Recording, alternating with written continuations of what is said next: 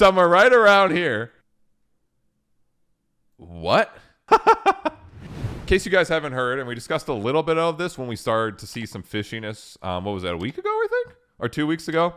But there is this festival, and we saw this shit, and it was fucking cool. And like, look at this lineup. Like, they were promoting this as the core festival, like the heaviest core festival. And it had hardcore Keem hosting, by the way, Lamau. That's fucking hilarious. I love that. Keem is a gem.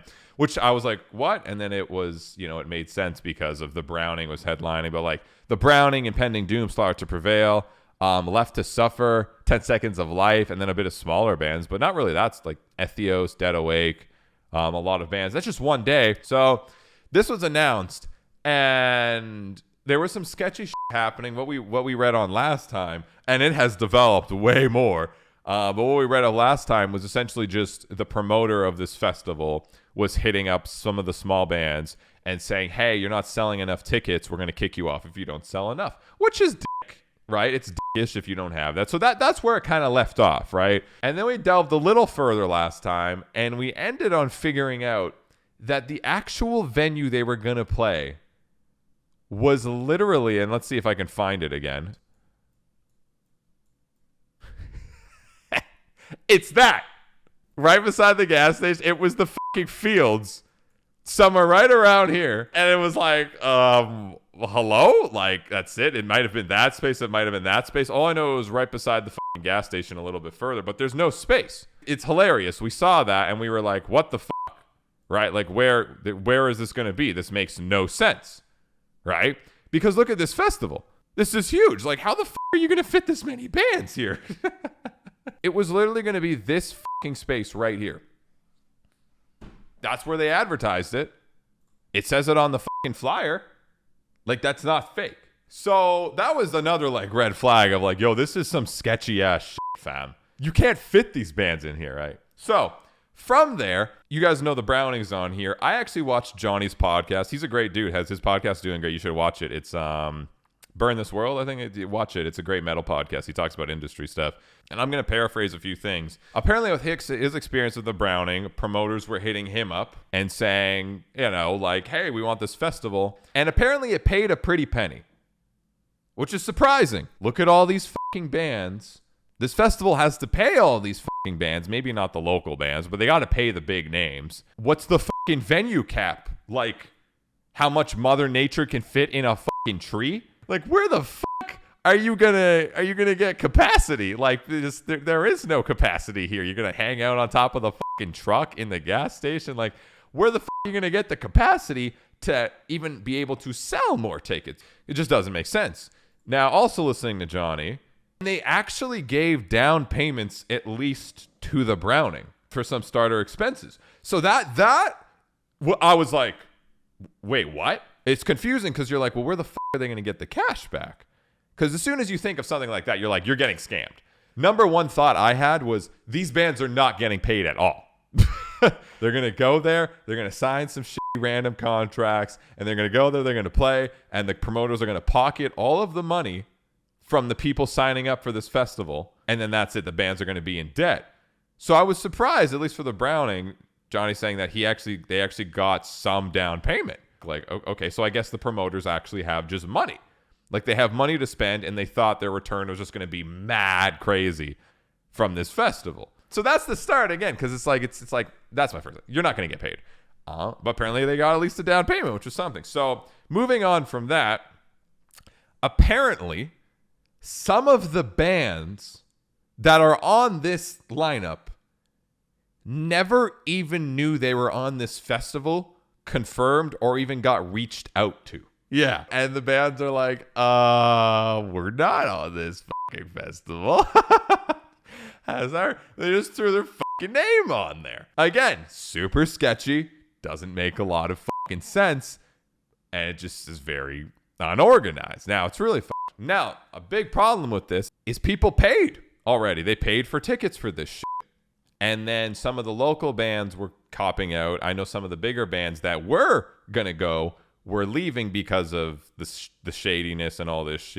Fast forward to now, and this all happening, the Irate Festival has been canceled after dozens of bands have pulled out. So getting into this, let's see what we got. So yeah, Irate Festival taking place in Louisiana at the end of the month has apparently been canceled after dozens of bands pulled out over the last few days.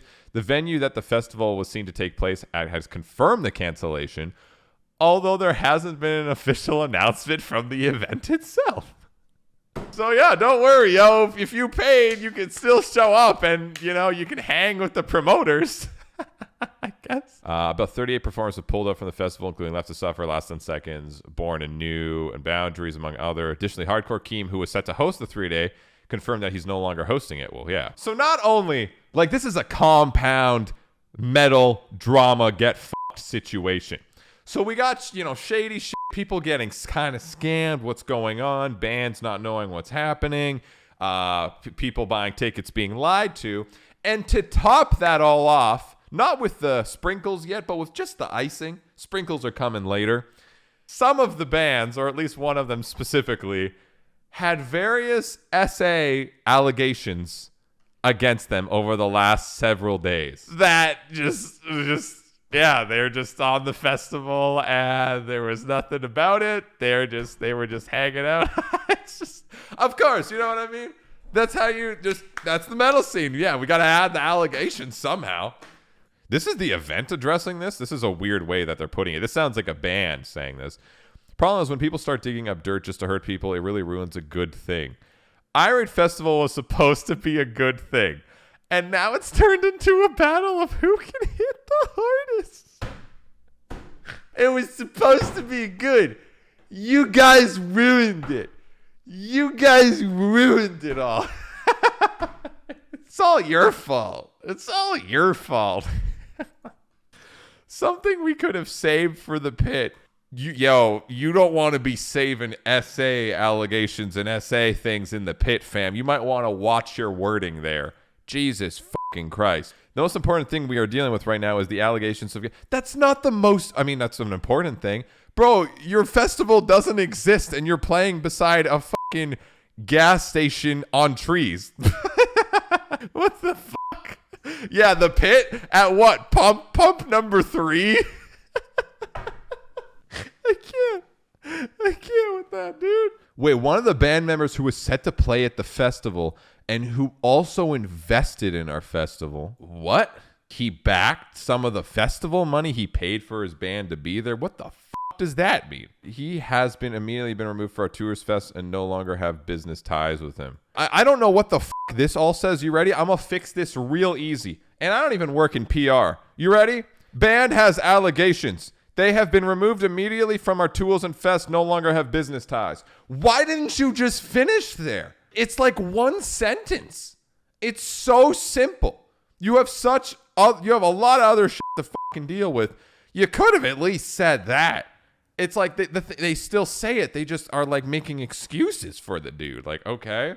I love how the only people aware of these awful events, so they're saying that it happened then. It's like not these alleged events, these awful events that happened. It's just they're mad at that there was people aware of them, not that they happened. What the fuck? I have been made aware that the words I've said in response to a message that was sent to me are being shared across these platforms. I am genuinely sorry if my feelings came across as anything but sympathetic and heartfelt. This was not sympathetic and heartfelt. This whole thing started with, it's your guys' fault that this is happening. I can't. This is fucking hilarious. I can't believe this is the same fucking post. In regards to locals issues, I am heart. So this is the locals issues. This is the issues of that everyone started to spread around, which was the first red flag that at least the public heard of them wanting to drop off locals for not selling enough tickets. Which again, I saw that and I was like, that's not cool, right? But it's like, all right, whatever. They'll still probably like the festival will still go on. Not even more. I am heartbroken by the response to the local community. My former partner, who was a part of the local Louisville scene, was given the task of getting the locals for this event. It's one thing to be a small band and then going on a big festival, which this isn't a big festival. They can stop fucking sucking their own dick on this one. This is not a huge festival. It's a core festival, which is cool and has some shiny names. Yeah, it's like if these local bands had to pay to get on there and that was like a legit agreement that was signed and they were like, yep, we have to pay to get on here. That's fine. $1,000 or whatever, which by the way, waste your money. then fine. That's something. That's like, if they agreed to that, then they agreed to that. But it doesn't seem like any local band agreed to shit as far as what people are talking about. Like, it's just embarrassing. It's so fucking unprofessional. Like, come on. This festival is so important to me, and you fucked it up. I am a first-time creator in the scene. What is this, your first YouTube video? Like, what does that mean? And I'm learning along the way with my incredible team. Your team fucking sucks, and you have no idea what you're doing. And now you probably won't be able to do anything because you fucked this up so bad. And you fucked up the bands and wasted their time, and you fucked up the people that bought tickets, in which I haven't seen that yet. I'm sorry to the people buying tickets that have to deal with this. I'm sorry to you guys. No, the fucking message starts with, this was going to be great, and now because of all of you guys, it's your fault. Like, what the fuck?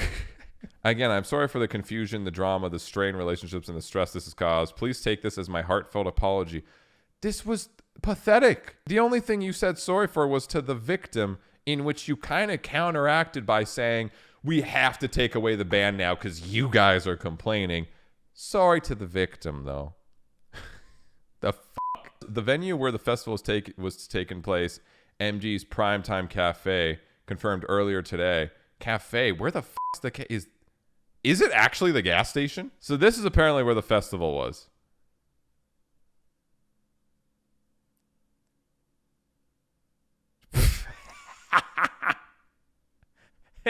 What? How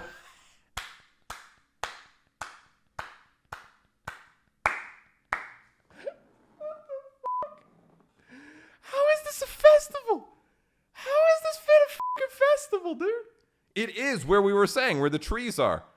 I guess they took down the trees. Oh, there you go. You can see it from here. That's them setting it up. And then you go further, and then I guess it's just Google camera f this up. Yeah, there you go. That's it. That's it. All of this. 3-day festival.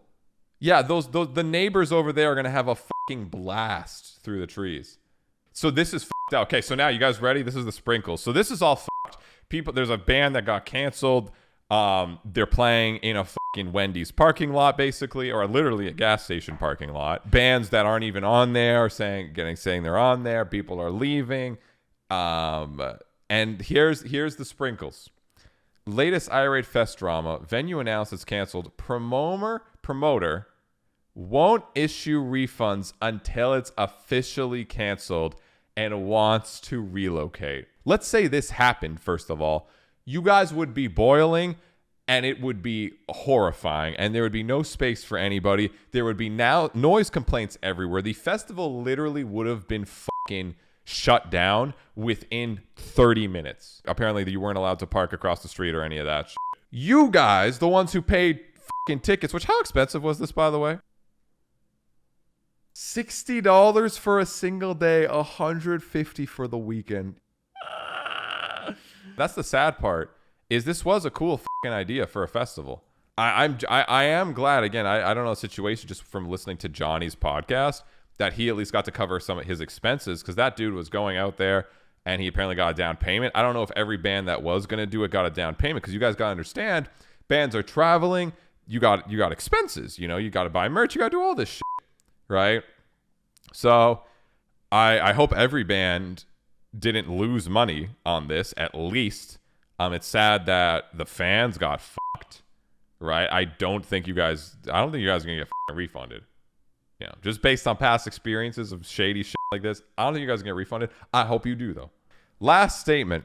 Yesterday, we had fully intended to keep this festival going. Tickets are selling quickly despite the circumstances. As of this morning, out of nowhere, I don't know why, Friday, August 19th, so last Friday, Kentucky Irate Festival is randomly officially canceled. Your full refunds will be given and processed back to your point of purchase within 30 business days. Y'all better fucking keep track. If you bought a ticket, y'all better fucking keep tabs on that shit. You don't need to message or inbox us. This will happen automatically. Thank you for bands who stuck out, seeing the bigger picture and wanting to be there. We have made our apologies and stand by them. Thank you for everyone who has put time, effort, and funding into this. We wish you the best moving forward. This is sad. Again, this is bad. This is. I mean, sad for the people that wanted this to happen. The excitement, the bands that spent money to get there, that hopefully were covered. And it's just sad for the scene because these fucking unorganized idiots put on a festival that could be cool. This now makes other people not want to do this shit. Because people are just going to say, oh, is it going to be another Irate Fest? Right? It's like, when bad things happen, they just set precedent for more bad things and perceptions that more of this stuff happen. So people are more skeptic to go to festivals, which makes even people not want to put on these festivals as much. Because this would have been a cool fest if they didn't have it at the back of a fucking gas station. And this was like, this lineup in theory is sick. That's it. So there you go. The Kentucky Irate Festival saga. I hope other festivals learn from this and don't be as dumbasses as they are. Please, God. And simple as that. Don't do that. Don't fucking do everything they did, basically. But we do have an official Reddit now, so if you guys want to join, again, even if you want to bring up stuff like this, news, discussions, if you want to post memes of me, fucking go for it. Feel free, have some fun. Again, it's just Reddit r/Nik Nocturnal.